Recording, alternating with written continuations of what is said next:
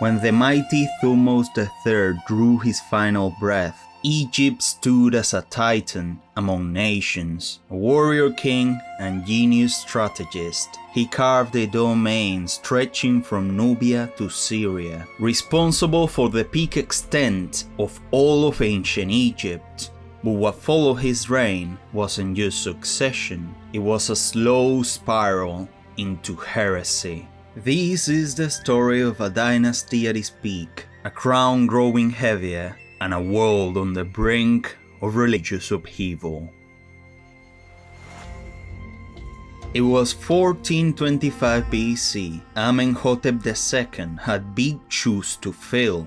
Well, sandals. His father, Thutmose III, was Egypt's Napoleon, but Amenhotep, he was Egypt's Michael Phelps. No joke, he bragged about rowing a boat faster than 200 men and shooting multiple arrows straight through copper targets while moving.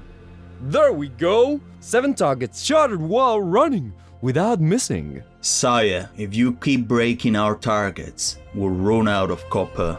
Then make him thicker. Or softer, I'm not picky. I've read about a Babylonian copper merchant that sells sheep.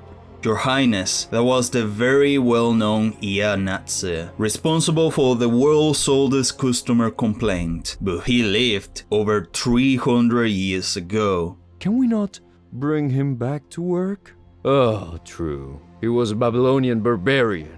This is why we mummify people. With all due respect, sire, I've been told it was very shitty copper. It's just targets. It doesn't matter. He led brutal campaigns into Syria and Nubia. 7 enemy chiefs were hung from the walls of Thebes as a warning, just in case anyone forgot who the king was. But after all that flexing, Amenhotep II slowed down. His later years focused on diplomacy. Fewer arrows, more marriage alliances. The man really made love, not war. He even attempted to make an alliance with the king of Assyria, but the Mitanni didn't allow it. Egypt was stable, and the war drums faded for now. And according to legend, the next rule was predicted by a dream. Clear the sun from my face, and I will give you the throne. Wait, do I get the kingship too? Or is it just like a present? I am starting to regret this. Thutmose IV continued his father's work, keeping things quiet, especially by securing peace with the Mitanni. He enjoyed imports like horses, lapdogs, and, according to letters, fine Babylonian beer. The man had his priorities straight. He ruled gently, but his son will not. When Amenhotep III took the throne in 1390 BC, Egypt was richer than it had ever been. The gold from Nubia flowed like wine, and so did the actual wine. He ruled for nearly 40 years and styled himself not just as pharaoh, but as a living deity. If you watched my video about the Mitanni, he was the one who made 7 consecutive marriage proposals to one of their princesses until the latter said yes. His titles included Dazzling Sun Disk, Beloved of Aten, and most importantly, Collector of Foreign Statues and Wives. And the latter was the most precise of them all. He married Mitanni and Babylonian princesses, and probably had enough political in-laws to form a multi-ethnical noble army. A tablet from the king of Babylon says, "In your kingdom, Kemet, gold is like dust, it fully covers your home. Why have you sent only 4 gold statues? Are we not friends? My daughter expected at least 10. Tell him that love is measured in feelings, not statues. And also, send them 6 more statues. he built lavishly. Luxor Temple, Karnak expansions, and his gigantic palace at Malkata. The Colossi of Memnon, 60-foot statues of himself, still sit by the Nile, looking like they absolutely do not care about modern events. But something was changing. Though Amon was still the main god of the Egyptian polytheist faith, Amenhotep grew increasingly drawn to Aten, not a new god, but one that would soon eclipse all the others. His heir would take that sun and burn the old gods with his light. In 1353 BC, Amenhotep IV began as an ordinary pharaoh actually, but that didn't last very long. Within 5 years, he changed his name to Akhenaten, effective for the Aten, and flipped Egypt's entire religion on its head. He closed temples to Amon and other gods, and declared Aten the only deity, a sun disk with rays ending in little hands. "This is madness! You cannot erase Amon from the stones!" Orders from above, literally. The sun says no. Amon won't let him get away with it. He will remember. They will all remember.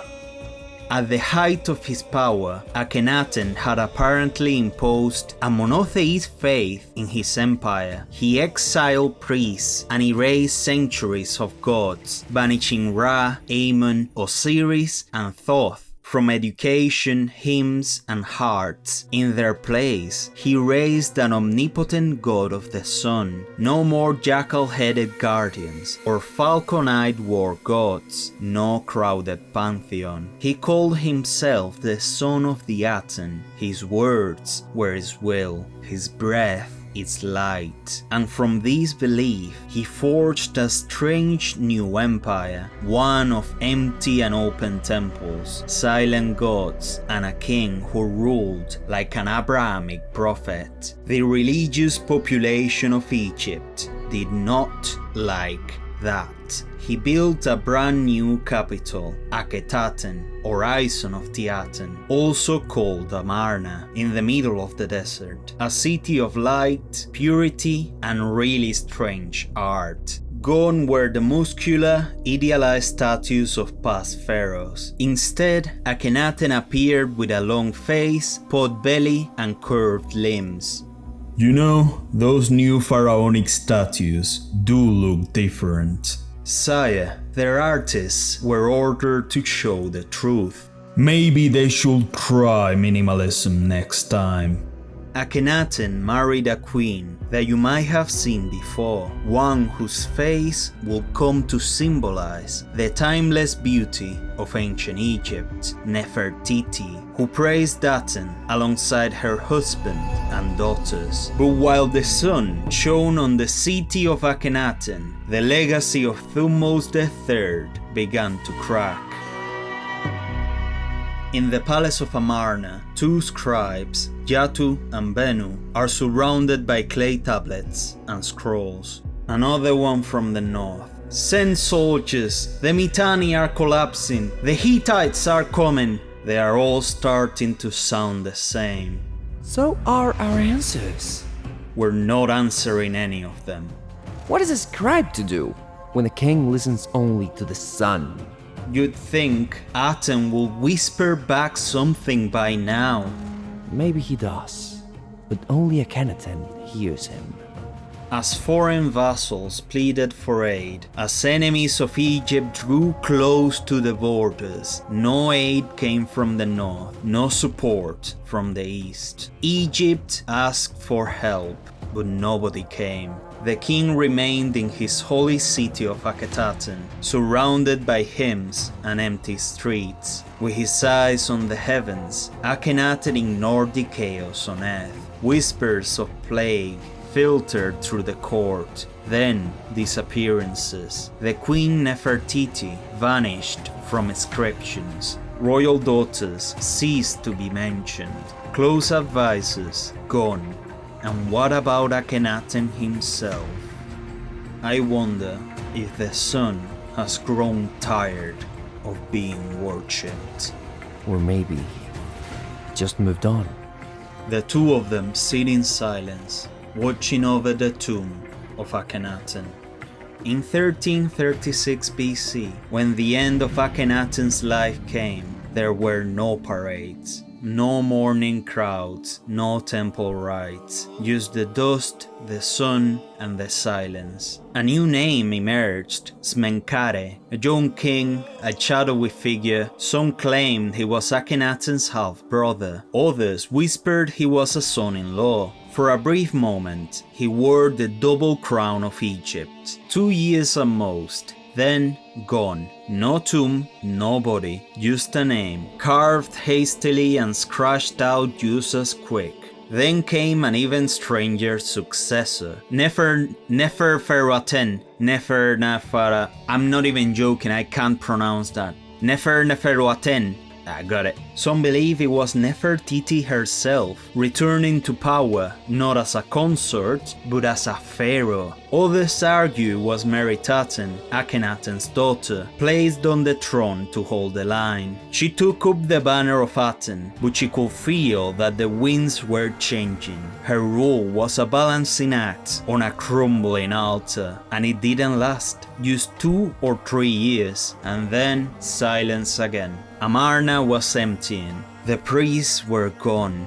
Grain shipments halted. The great empire of Thutmose III, so well and carefully built, was slipping out of Egypt's hands. Akhenaten had tried to create eternity in sunlight alone. He had rewritten the world, and the world wrote him off as a warning. From Amenhotep II's copper-splitting arrows, to Amenhotep III's golden palaces, up to Akhenaten's religious revolution, this dynasty rose in glory, but it fell into silence. But somewhere, a young heir remained. You know his name, but there's still a lot we can learn about him, Tutankhamun. If you enjoy this tale of power and divine arrogance, hit the like, subscribe, and join us for more ancient tales next week. It's been a pleasure, as always. Ciao!